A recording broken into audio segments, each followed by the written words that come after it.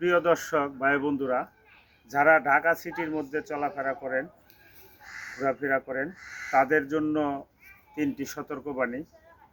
অনেক সময় দেখবেন আচমকাই একজন আরেকজনের সাথে ঝগড়া লাগে, কারণ এদের হলো সাজানো প্ল্যান।